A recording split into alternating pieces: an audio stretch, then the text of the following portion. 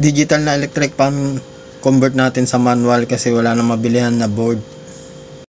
Dahil sila na yung kanyang board, wala namang mabilihan na pyesa rito. So, ang gagawin natin, i-convert natin sa manual.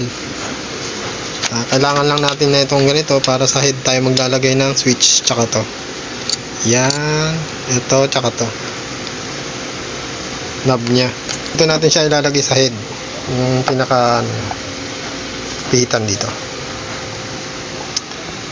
Tapos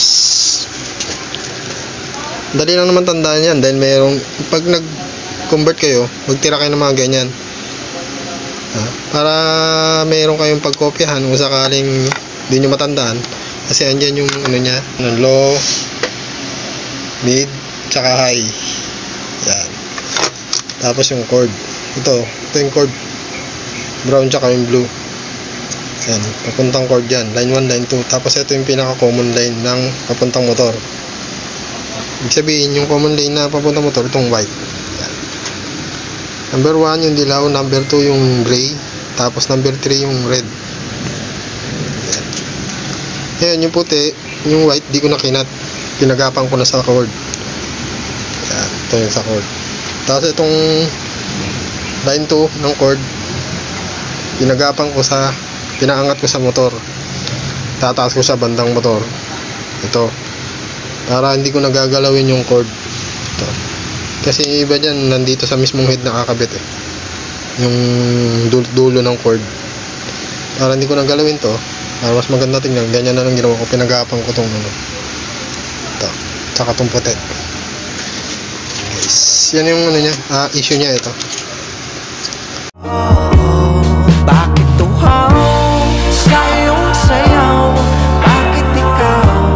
Guys, na yung selector switch nya. Ito dito natin to i-connect yung line 1 ng cord. Para dito manggagaling yung power, tapos susupply niya itong 1, 2, 3. Yan. Ganyan lang pag-connect yan. Tapos yung common lane na galing motor, ito, pupuntang common lane ng galing cord. Line 1, yan. Ganun lang guys, pag-ihiwalay nyo lang. Dito merong power, tsaka dito. Galing cord, pupunta rito.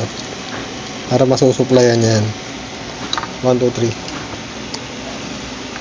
So, lagi nyo tatandaan lang rito kung ano yung mga 1, 2, 3 rito.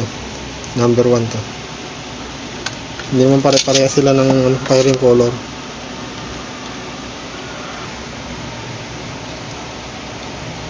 Gas. Number 3 yung red. Yan guys, bago natin assemblein siya, try muna natin para maklas kabit. Yan, pa-plug in ko yung kanyang switch. Ingat lang kasi may kuryente na to pag na-plug mo na. Yan, tapos kabitan na natin kanyang knob. Ayan natin. Ito mo. Ayan. 2 3. Yan. Pag okay na, tsaka natin na-assemblein. Okay na yung goods mo. Assemblein na natin. Dahil yung stock na cover nya, walang butas para sa switch, yung selector switch. Magbubutas tayo. Kailangan pantay yan. Katapat talaga ng kaya na ito. Sukat sa dapat. Ito na. Ito, kumuha ako ng sukat na ito.